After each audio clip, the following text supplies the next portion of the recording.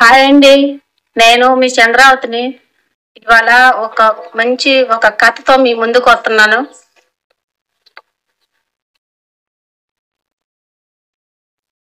ఈ కథని మీరు ఫస్ట్ కాంచి చివరి రాక చూస్తారని ఆదరిస్తారని మీకు ఈ కథ నచ్చుతుంది. ఎక్కడ ఆపకుండా చూడండి.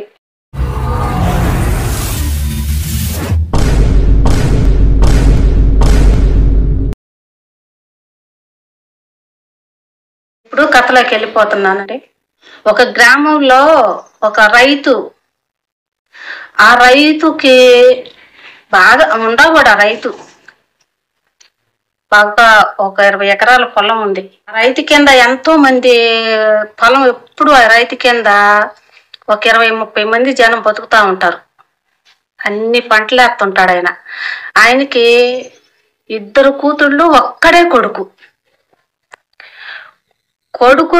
కొడుకుని మంచి పెద్ద చదువు చదివించి వాడికి మంచి జాబ్ తెప్పించాలని, వాళ్ళ అనవాళ్ళు బిడ్డ అంటే మంచి ఒక గుర్తింపు ఉండాలని ఆయన ఆశించాడు.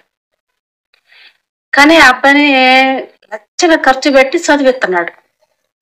ఈ రైతు ఏమో ఈ 25-30 ఎకరాలు వ్యవసాయం చేసుకుంటూ, పంటలో రకరకాల పైర్లు వేసుకుంటూ, ఆయన కింద ఎప్పుడు కూడా 30 మంది జనం పని చేస్తూ ఉంటారు.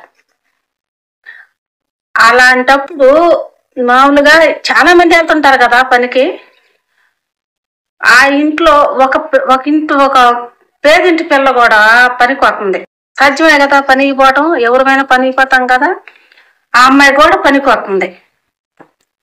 ఆ అమ్మాయి వీళ్ళ పని తప్ప ఏదో వాళ్ళ పనికి పోవట్లా, పిసి మేడకే పనికి వస్తుంది. ఆ రైతు కూడా ఎప్పుడు వచ్చేవాళ్ళే కదా అని చెప్పి, మీరు పని చేయండి నేను ఇంటికి వెళ్ళిపోతున్నానని చెప్పి వెళ్ళిపోతున్నాడు. అలాగా కొన్ని రోజులు గడిచిపోయింది. కానీ ఇతర రాష్ట్రాలు పంపించిన కొడుకు వచ్చాడు. చదువుకని వెళ్ళిపోయినాడు. చదువు అయిపోయి, ఆ సంవత్సరం చదవాల్సిన చదువు అయిపోయి ఇంటికి వచ్చాడు. ఇంటికి వస్తే ఒకరోజు ఏం చేశాడంటే, తండ్రి, నా అబ్బాయి జనం ఎప్పుడు చేలో జనం అంటుంటారు, పోయి నేను ఇలా బాగలేదయ్యా నాకు, నువ్వు పోయి ఆ జనం చేత పని చేయించుకొని రమ్మని చెప్పి పంపించాడు. నేను పోయి చెట్టు కింద కూర్చో, వాళ్ళే చేస్తారు అని చెప్పి పంపించాడు. సరే నాన్నగారు అని చెప్పి అబ్బాయి ఏం చేశాడు, చేనుకు వచ్చాడు. రోజు వచ్చినట్టు వీళ్ళు ఏం చేశారు, ఒక తాటరికి దిగారు జనం. ఆ జనం దిగి పని చేస్తా ఉన్నాడు. వాళ్ళలో ఒక అమ్మాయిని చూశాడు. ఆ అబ్బాయి వచ్చిన రోజే ఒక అమ్మాయిని చూశాడు. వీళ్ళందరూ పోయిన వాళ్ళందరూ ఏం చేస్తున్నారు, అమ్మాయి కాసి మంచినీళ్ళు ఇమ్మని అడిగారు. ఆ అమ్మాయిని అడిగితే ఆ అమ్మాయి లేచి ఏం మాట్లాడకుండా పోయి చెట్టు కింద ఉండి ఆ బిందె తీసుకొని మంచినీళ్ళు తీసుకొని వస్తున్నప్పుడు ఆ అమ్మాయిని చూశాడు. అబ్బాయి అసలు ఆ అమ్మాయి చూస్తే అబ్బాయికి ఎలా ఉందంటే, ఆ అమ్మాయి నడుము కానీ, అందం కానీ, సందం కానీ, ఆ అమ్మాయి జుట్టు కానీ, ఆ అమ్మాయిలో ఉన్న మొహం కళ కానీ అసలు చక్కగా ఉందంట ఆ అమ్మాయి.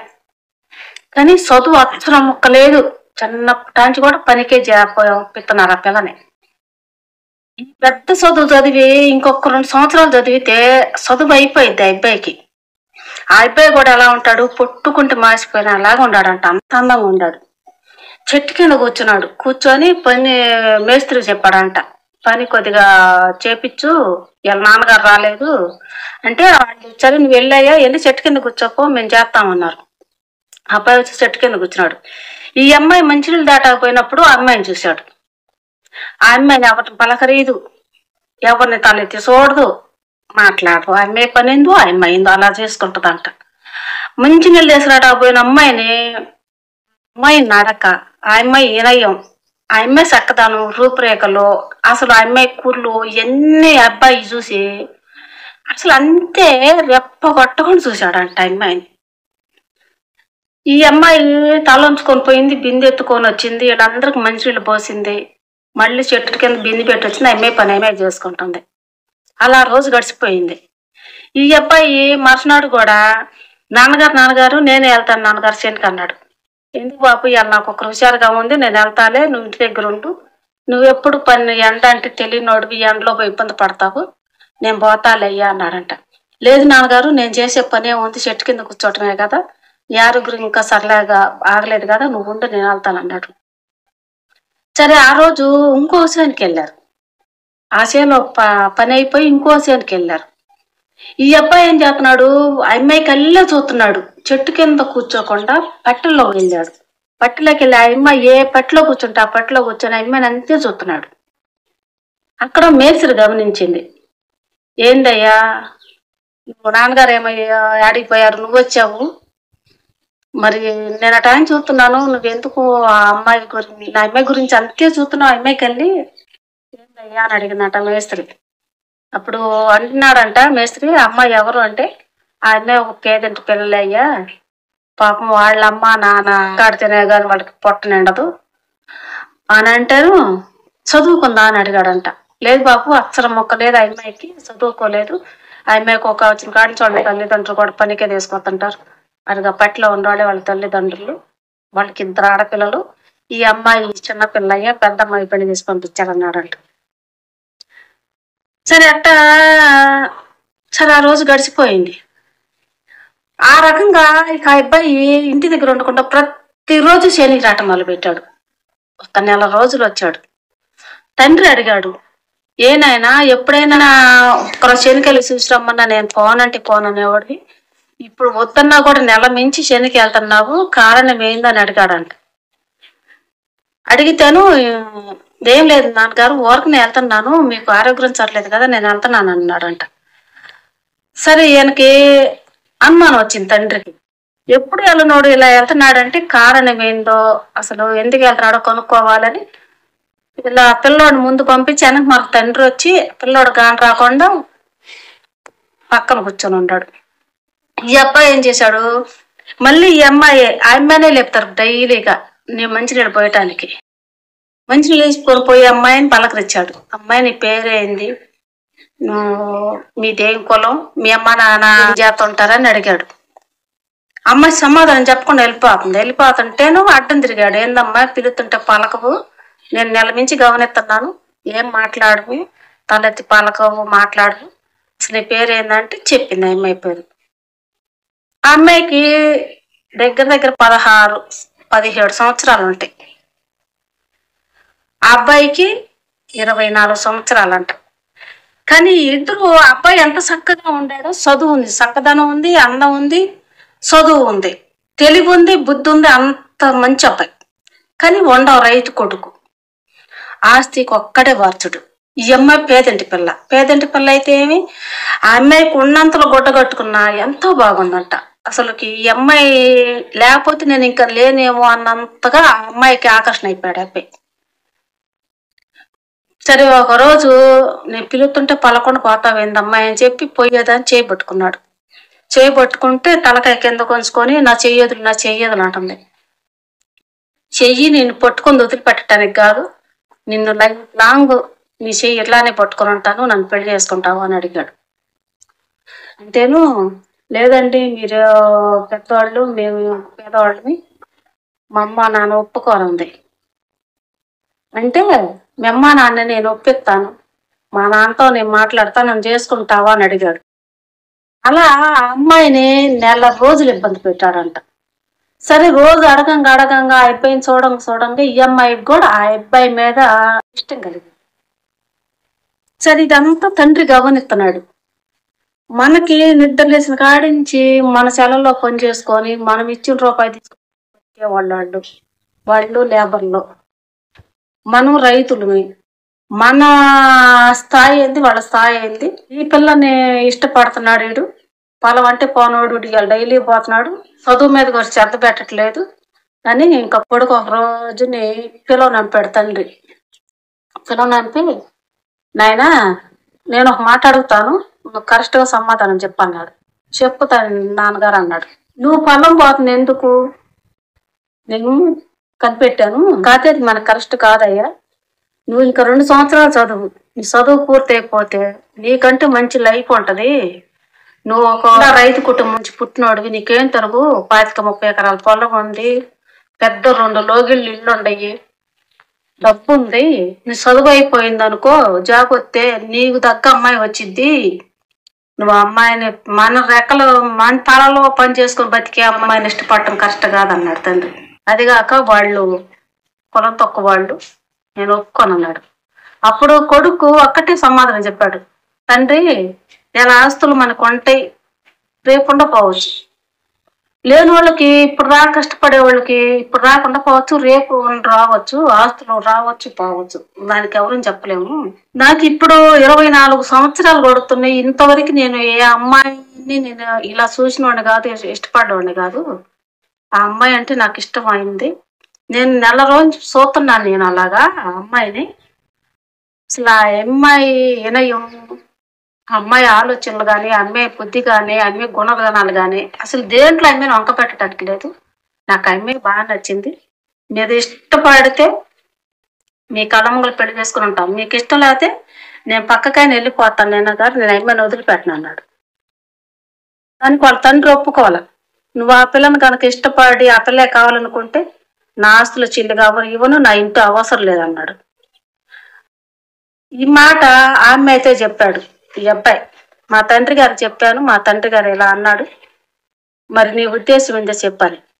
ఆ అమ్మాయి కూడా వాళ్ళ తల్లిదండ్రులతో చెప్పిందంట, ఎట్లా మనం పనికి వెళ్తున్న రైతు కొడుకు నన్ను ఇష్టపడుతున్నాడు, పెళ్లి చేసుకుంటాను అంటున్నాడమ్మా అని అంటే వాళ్ళ తల్లిదండ్రులు ఒప్పుకోవాలి. అమ్మా మనం ఏంది అక్కడ, వాళ్ళు ఎక్కడ, మనం లెగితే వాళ్ళ పొలంలో పనిచేసి రూపాయి తెచ్చుకుని బతికేవాళ్ళం, వాళ్ళు పెద్ద ఉండేవాళ్ళు, వాళ్ళకి మనకు పొత్తు కుదరదు, అసలు కొద్దు అని చెప్పారు వాళ్ళు. కానీ నేను ఆ అబ్బాయిని వదిలిపెట్టి ఉండలేనమ్మా, నేను అబ్బాయి కావాలి నాకు కూడా అంటే.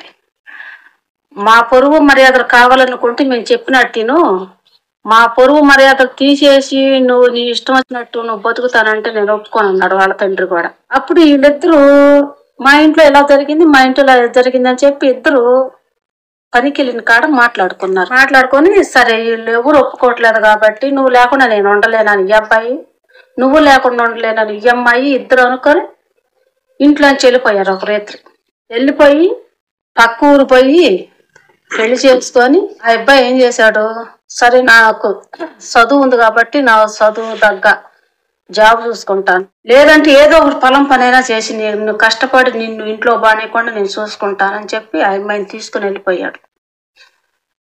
వెళ్ళిపోయిన తర్వాత పొరుగురు వెళ్ళిపోయారు, ఆ ఊళ్ళో కూడా ఉండలా.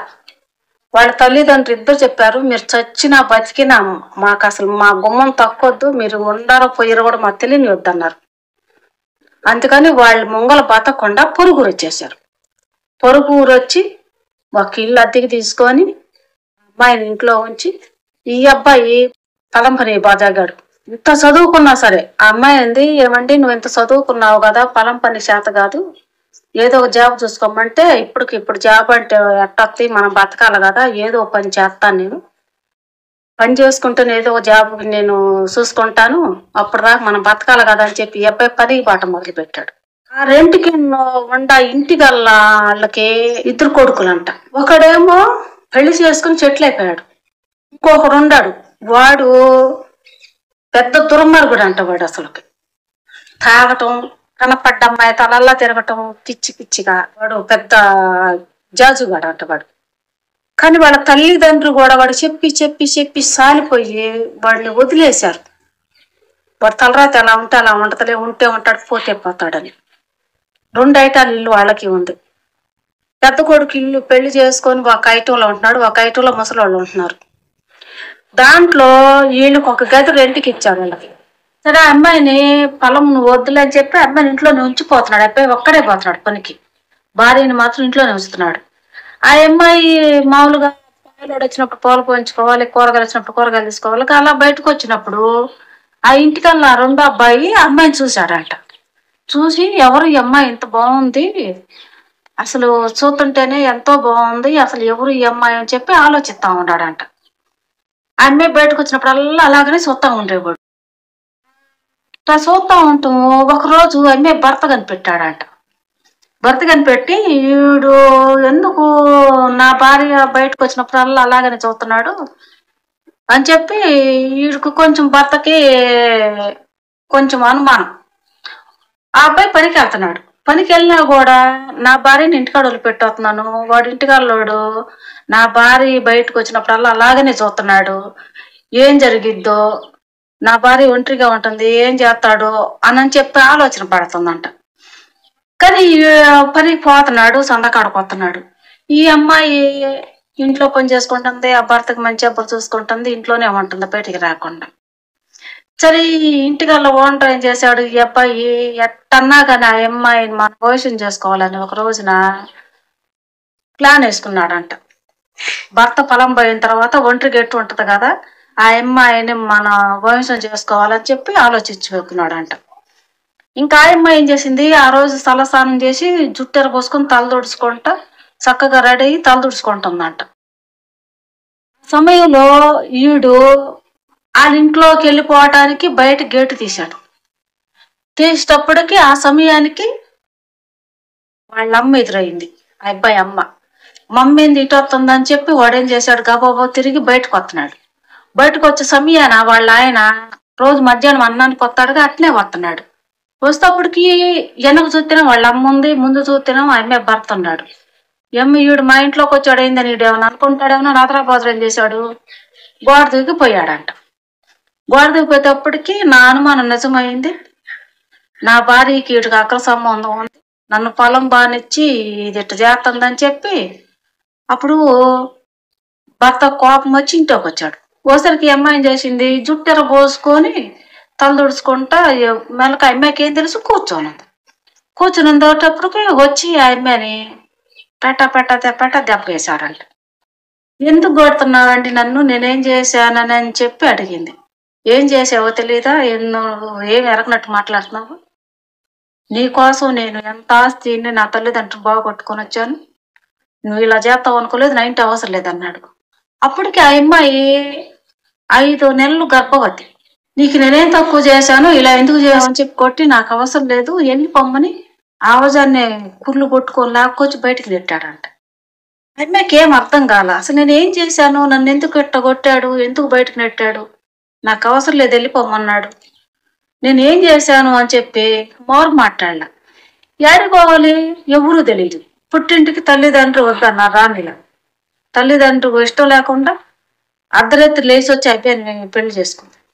ఈ అబ్బాయి తల్లిదండ్రులు అవసరం లేదు, మా ఇంట్లోకి రావద్దు, మీరు సచ్చినా బతికినా మాకు తెలియని బాగమన్నారు. ఇప్పుడు అమ్మాయి ఏడికి పోవాలి, పుట్టింటికి పోలేదు, అత్తింటికి పోలేదు. పాపం పుణ్యం లేకుండా భర్త ఎందుకు కొట్టాడో తెలియదు. ఇంక ఏడ్చుకుంటా వెళ్ళిపోయింది ఆ అమ్మాయి. ఏడ్చుకుంటూ వెళ్ళిపోయి ఎందుకు బతకాలి, నేను తల్లిదండ్రుల మాట కాదని చెప్పి వచ్చినందుకు నాకు ఇలా జరిగింది, నన్ను ఇంత బాగా చూసుకునే నా భర్త ఇప్పుడు నన్ను ఎందుకు కొట్టాడు, అసలు ఏం జరిగింది నాకేం తెలియలేదు, ఎందుకు బతకాలి అని చెప్పి నా కడుపులో బిడ్డ కూడా నేను ఏ పని చేయలేను, ఎక్కడికి పోలేను, ఎవరు తెలియదు, రేపు పొద్దున్న నా పుట్టే బిడ్డను నేను ఎలా పోషించుకోవాలి అని చెప్పి ఆ అమ్మాయి పొలాన్నే పడిపోయి ఒక పారే నదిలో దూకిందంట. నేను బతకూడదని చెప్పి నదిలో దూకిందంట. నదిలో దూకితే ఆ నదిలోంచి కొట్టుకొని పోయింది చాలా దూరం. అక్కడ కొంతమంది చేపలు కొట్టుకుంటూ వలేశారు. ఆ వల్ల పోయి పడిందంట ఈ అమ్మాయి. పడేటప్పటికి వల్లకి కట్టిన కర్రలు వంగినాయి అంట. ఒరే మంచి వల్ల ఏందో పడ్డదిరా, కర్రలు కూడా వంగింది అని చెప్పి వచ్చి అక్కడ ఉన్న చేపలు పట్టుకునే వాళ్ళు ఏం చేశారు, ఆ వల్ల బయటకు లాగారు. బయటకు లాగేసరికి అమ్మాయి చక్కగా ఉందంట, పైపెచ్చుగా గర్భవతిలా కనిపించింది. ఏంది పాపం ఈ అమ్మాయికి ఇంత బాధ ఏమొచ్చింది, పసిది అన్ని 18 ఏళ్ళు కూడా ఉండయ్యలేవు, చూడబోతే చక్కని తల్లి, పైపెచ్చుగా గర్భవతి కూడా అట్టుకుంది, ఎందుకు చచ్చిపోవాలనుకుంది ఏందని చెప్పి బయటకు తీసి ఆ అమ్మాయిని కొద్ది దూరం కొట్టకపోయిందిగా, కొంచెం దాకా ఆ అమ్మాయి మాట్లాడలేదంట, అంతే పొనుకొని ఉందంట. తర్వాత సరే ఆ అమ్మాయిని ఇంటికి తీసుకెళ్లారు. ఇంటికి తీసుకెళ్ళి అసలు ఎవరు అమ్మ నువ్వు, ఏంది నీ తల్లిదండ్రులు ఎవరు, నీ భర్త ఎవరు, నీ అత్తమామలు ఎవరు, ఎందుకు నువ్వు ఈ వయసులో నేను సావాలనుకున్నావు అని అడిగితే నోరు మెదపట్లేదంట. అసలు అమ్మాయి ఏడుతుంది, భర్త పేరు చెప్పట్లా, తల్లిదండ్రుల పేరు చెప్పట్లా, పుట్టినూరు చెప్పట్లా, అత్తమామం చేయట్లా, అత్తమామ పేరు కూడా చెప్పట్లా, కనీసం అమ్మాయి పేరు కూడా చెప్పట్లేదంట, ఏడుతుంది. సరే ఈ అమ్మాయి ఏదో దెబ్బతిని ఉంది బాగా, అమ్మ మాకు ఆడపిల్లలు లేరు, మా ఇంట్లోనే ఉండు, నీకే లోటు లేదు, పైపెచ్చిగా అసలు నీ కడుపులో బిడ్డ ఉండాలి, నువ్వు ఇలా చేసుకోవటం కుదరదు అని చెప్పంటే ఇక అంతే, ఒక మాట లేదు, ఏం లేదు. ఇక పొద్దు ఊగులు ఎడుతూనే ఉంటదంట అమ్మాయి. అలా కొన్ని రోజులు అట్నే ఉండిపోయింది వాళ్ళ కాడే. ఇక భర్త ఉన్నాడు. ఆ భర్త భార్యని పంపించిన కాడించి ఇటుకు మనాయేది పట్టుకుంది. నేనెంత చదువుకున్నాను, 25-30 ఎకరాల పొలానికి యజమాని, పెద్ద పెద్ద లోగిళ్ళు 2 ఎకరాల డాబాలు ఉన్నాయి. నేను కూర్చొని తిన్నా తిరగనంత ఉంది. నా తల్లిదండ్రుల మాటలు కాదని ఇంకొక 2 సంవత్సరాలు చదువుకోరా, చదువు అయిపోతే జాబ్ వచ్చిద్దని చెప్తే వాళ్ళ మాట వినకుండా, నేను ఇష్టపడ్డ అమ్మాయి కదా, పేదింటి పిల్ల అయినా సరే నాకు అమ్మాయి నచ్చింది, అమ్మాయి గుణం నచ్చిందని పెళ్లి చేసుకుని పక్కకు వచ్చినందుకు ఈ అమ్మాయి నన్ను మోసం చేసింది. ఇప్పుడు నేను నా పుట్టింటికి పోలేను, నా తల్లిదండ్రికి మొఖం నేను చూపించలేనని చెప్పి ఇక పనికి పోవట్లేదు. ఈ అబ్బాయి ఆ అమ్మాయిని మర్చిపోలేదు. ఒక మనాయాది పడిపోయింది. మనాయాది పడిపోయి ఒంటికి నీళ్లు లేవు, కడుపులో బువ్వ లేదు. ఒక పిచ్చోడాలు తిరుగుతున్నాడు. గుట్ల అమ్మటి, చెట్ల అమ్మటి, ఏడన్నా దొరికితే ఒక ముద్ద తింటున్నాడు. ఎవరన్నా మనం ముద్ద పెడితే తింటున్నాడు, లేకపోతే పిచ్చోడాలు తిరుగుతున్నాడు. అట్టట్ట గడ్డాలు మేసాలు జుట్టు పెంచుకొని ఒక అడుక్కునేవాళ్ళు లేక గుడ్డలు చినిగిపోయి ఏడబడితే ఆడే పొనుకుంటున్నాడు. సరే కొన్ని రోజులు ఆగిన తర్వాత ఈ అమ్మాయి ఏం చేసింది, నెలలు వచ్చిన తర్వాత 2 కమల పిల్లలు, మగ బిడ్డలు పుట్టారంట అమ్మాయికి. వాళ్ళ ఇంట్లో 5 నెలలు ఉన్నా కూడా అసలు నోరి మాట్లాడింది కాదంట అమ్మాయి వాళ్ళతోటి. ఏడవటం తప్ప రెండో మాట అసలుకి. కనీసం అన్ని పేరు కూడా చెప్పారు కదంట. సరే వాళ్ళు అలాంటి అమ్మాయిని బయటకు పోనీలేక వాళ్లే ఉంచుకున్నారు. ఆ అమ్మాయికి వాళ్లే సహకారం చేస్తున్నారు. 2 మగబిడ్డలు, కమల పిల్లలు జన్మించారంట. సరే ఆ పిల్లల్ని పెట్టుకొని ఆ పిల్లల్ని చూసుకుంటా అట్నే ఏడ్చుకుంటా ఉంటుంది. సరే ఈడేం చేశాడు, భర్త ఏం చేశాడు, కొన్ని రోజులకి ఎందుకు ఈ బతుకు, ఎందుకు నాకు ఎవరుండారు, అసలుకి నా జీవితం అయిపోయింది అనేది ఒక మనాయేది పడి పొలాల మీద పోతా ఏదో ఒక చెట్టు కింద కొనుక్కున్నాడంట నడక తీసుకొని. ఆ ఇంటి యజమాని కొడుకున్నాడే, వాడి ఫ్రెండ్స్ 4 కలిసి ముందు తాగటానికి, ముందు పార్టీలు చేసుకుందాం అని చెప్పి పొలాలు పోయి వాళ్ళు కూడా అదే చెట్టు కింద పోయారంట. ఆ చెట్టు కింద ఆ అబ్బాయి ఒక పిచ్చోడు మాదిరిగా పొనుకొని ఉన్నాడు. కానీ ఇంటి యజమాని కొడుకు గుర్తుపట్ల ఆ అబ్బాయిని. పోయారు. అప్పుడు ఈ 4 చేతులను తీసుకొని ఈడు కూడా చెట్టు కిందకు పోయి పార్టీ చేసుకుంటా మందులు తాగుతా మాట్లాడుకుంటున్నారంట. మాట్లాడుకుంటుంటే వాళ్ళు ఒకడు అన్నాడంట, ఏమరా ఇవాళ ప్రశాంతంగా ఉన్నావేమరా, ఏంది ఆలోచనలో పడ్డావు అన్నాడంట ఇంటి ఓనర్ కూడా. వాడు అన్నాడంట, ఏముంది లేరా, నా జీవితంలో నేను ఎంతో మంది అమ్మాయిలను చూశాను నేను, కానీ నాకు మనసుకు నచ్చిన అమ్మాయిని నేను కావాలని కోరుకున్నాను, నాకు దక్కలేదు. మా ఇంట్లో ఉండి కూడా నాకు దక్కలేదు. ఆ అమ్మాయి కోసం నేను దగ్గర 2-3 నెలల దాకా పడికాపులు కాశాను. ఒకరోజు ఏదైతే అది అయిందని చెప్పి వెళ్ళాను వాళ్ళ ఇంట్లోకి. వెళ్ళే సమయంలోకి మా అమ్మ వచ్చింది. మా అమ్మ వస్తుంది ఏందా అని చెప్పి నేను వెనక్కి తిరిగాను. వెనక్కి తిరిగే సమయంలో ఆ అమ్మాయి భర్త వస్తున్నాడు. మళ్ళీ వాళ్ళ భర్త చూస్తే నన్ను ఏమైనా అంటాడేమో చెప్పి నేను గోడ దూకే అంటారు. నేను పోయేటప్పటికి ఇంట్లో మరి ఏం జరిగిందే, మా అమ్మాయిని కొట్టి పంపించాడురా, అది చెక్కలేదురా నాకు, అలాంటిది చిక్కితే బాగుండేదిరా అనుకున్నాడంట. ఈ మాటలన్నీ కొనుక్కొని అంటున్నాడంట. ఈవిడు కొనుక్కొని లేచి కూర్చొని, ఎవరు బాబు మీరు, ఎవరి గురించి మాట్లాడుకుంటున్నారంటే, నీకెందుకు అడుక్కొని పిచ్చాడా, పోయి ముద్ద అడుక్కొని తినాడా సైపోనుకోక నీకెందుకు రయ్యాను అన్నట్ట. కాదు బాబు చెప్పు అంటే, నువ్వెవడు అసలు, నేను ఎందుకు అడుగుతున్నావు అంటే, నా జీవితం అట్ట అయిపోయింది బాబు, అసలు మీరు ఎవరి గురించి అనుకుంటున్నారంటే, అప్పుడు నువ్వు ఏంది ఇలా అయిపోయావు అంటే, నా భార్యని నేనే పోగొట్టుకున్నానంటే, అయ్యా నీ భార్యని ఇష్టపడ్డ మాట నిజమే, నేను ఏ కాడికి ఆ అమ్మాయిని నేను దక్కించుకోవాలనుకున్నాను, కానీ ఒకరోజు ప్రయత్నం చేశాను. నేను వెళ్ళే సమయానికి మా అమ్మ వచ్చింది. మా అమ్మ వచ్చేటప్పుడు నేను వెనక్కి తిరిగి పెట్టుకు నువ్వు అట్టించి వస్తున్నావు, నిన్ను చూసి నేను గోడ దూకిపోయాను. అంతకు మించి ఆ అమ్మాయి అసలు నేను పలకరించగానే ఆ అమ్మాయి నన్ను పలకరించగానే ఎరగదు, కానీ లోపలికి వచ్చావు, ఏం జరిగిందో తెలియదు కానీ ఆ అమ్మాయిని కొట్టి పంపించావు అంటే, అప్పుడు నేను ఎంత పొరపాటు చేశాను, పైపెచ్చుగా ఓ బిడ్డకు తల్లి కాబోతుంది, నువ్వు పదే పదే నా భార్య కళ్ళు చూస్తున్నావు అని అనుమానంతోనే బతికాను నేను. ఒక రోజు నా ఇంట్లోంచి రావడం చూశాను, నా భార్యకి నీకేదో ఉంది, నన్ను పనికి బానిచ్చి మీ ఇద్దరు సంబంధం ఉందని నేను నా భార్యని పోగొట్టుకున్నానని ఏడ్చుకుంటూ, ఎంత తప్పు చేశానా, ఎందుకు నాకు ఈ బతుకు, నా భార్య అసలు ఎక్కడుందో ఏమైపోయిందో కూడా నాకు తెలియలేదు, నేను తిరిగి నా పుట్టింటికి పోలేదు, నా తల్లిదండ్రులకు నా ముఖం చూపించలేదు, నేనే చచ్చిపోదామని చెప్పి వాడు కూడా పోయాడు అని. ఇప్పుడు ఈడు కూడా ఇక నేను ఎందుకు బతకటం ఎందుకు, నేను చచ్చిపోతానని చెప్పి వెళ్ళిపోయాడంట. వాడు కూడా పొలాల మీదకి పడి వాడు కూడా పోయి ఆ నదిలోనే దూకాడంట. దూకి వాడు కూడా కొట్టుకొని పోయాడు. పోయి మళ్ళీ అక్కడ పల్లెకారులు మళ్ళీ చేపలు పట్టుకుంటా ఉంటారంట. పల్లెకారులు ఎప్పుడు చేపలు పట్టుకుంటా ఉంటారుగా, ఈడు కూడా పోయి ఆ వల్ల పడ్డాడంట. ఇదేంద్రా మళ్ళీ దీంట్లో ఏందో పడింది అని చెప్పి మళ్ళీ పల్లెకారులు అంతా 4-5 వచ్చి మళ్ళీ వల పైకి లాగారంట.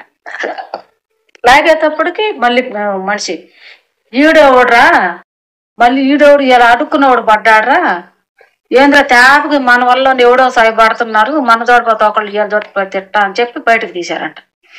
తీసి ఏమయ్యా ఏం కష్టం వచ్చింది నీకు, ఏడవ ముద్ద అడుక్కొని తిని ఏడవ సాయి కొనుక్కోక ఎందుకు సావాలనుకొని పడ్డావు నీళ్ళల్లో అంటే, నేను అనుకునేవాడిని కాదయ్యా, నేను చేసుకున్న కర్మకు నేను అనుభవిస్తున్నాను, నాది ఇది పరిస్థితి అని అంటే, మరి ఏమైంది నీ భార్య అంటే, ఏమైందోనయ్యా నేను ఇలా చేశాను వెళ్ళిపోయింది. ఇందాక ఒక మాట అన్నారు, ఇంతకుముందు ఒకళ్ళు పడ్డారు ఇప్పుడు వీళ్ళు పడుతున్నారని, ఇంతకుముందు ఎవరు పడ్డారయ్యా అంటే, ఎవరో ఒక ఆమె నీలాగనే ఒక 5-6 నెలల కిందట ఒక ఆమె వచ్చింది, అప్పుడు 5 నెలల గర్భవతి, చిన్న పిల్ల, ఆ పిల్ల అన్ని 10-18 ఏళ్ళు కూడా ఉండవు, ఆ పిల్ల పడింది, ఆ పిల్లని కాపాడాము మేము. ఆ పిల్ల పేరు గాని ఊరు గాని భర్త గాని ఎవ్వరు పేరు కూడా చెప్పట్లేదు, ఇప్పుడు నోరు తెరవలేదు, ఏడవటం తప్ప రెండోది అమ్మాయి మొక్కలో మేము చూడలేదు. మేము వదిలిపెట్టలేక ఆ అమ్మాయిని మాకు తోడబుట్టిందా ఉంటుందని చెప్పి మేము తీసుకుపోయామయ్యా అంటే, ఇప్పుడు ఆ అమ్మాయి ఎక్కడ ఉందయ్యా అంటే, ఆ అమ్మాయి 2 మగ బిడ్డలు పుట్టారు, ఆ అమ్మాయి కమల పిల్లలు, నెల అవుతుంది అమ్మాయికి కమల పిల్లలు 2 పుట్టి బంగారులా పిల్లలు ఉండారు, భార్యని పిల్లలను చూసుకున్న కడుపు నిండిద్ది ఆ భర్తకి. ఇటు చేశాడంటే ఒక్కసారి చూపిస్తారయ్యా అవనంటే చూపిస్తాను రమ్మన్నారంట. తీసుకెళ్లారంటే అతన్ని తీసుకెళ్లేటప్పటికి ఆ పిల్లల్ని మంచం మీద బొనుకోబెట్టుకొని ఆ పిల్లల్ని చూసుకుంటా ఏడ్చుకుంటుందంట. ఏడ్చుకుంటున్నప్పటికి భార్యని పిల్లలను చూసి ఇటు చేడు పాక పోయి ఆవజన్ని భార్య కాళ్ళ మీద పడి కాళ్ళు వాటి వేసుకుని బోరు నేడుతున్నాడంట. అప్పుడు నోరు తెరిచిందంట అమ్మ, ఎవరు నువ్వు, నా కాళ్ళు పట్టుకున్నావు, నా కాళ్ళు పట్టుకున్నావు, ఎందుకు ఏడుతున్నావు, అసలు అన్నయ్య ఇతను ఎవరు నా కాళ్ళు పట్టుకున్నాడు అని అప్పుడు నోరు తెరిచిందంట. 5-6 నెలల కిందట పోయిన పిల్ల.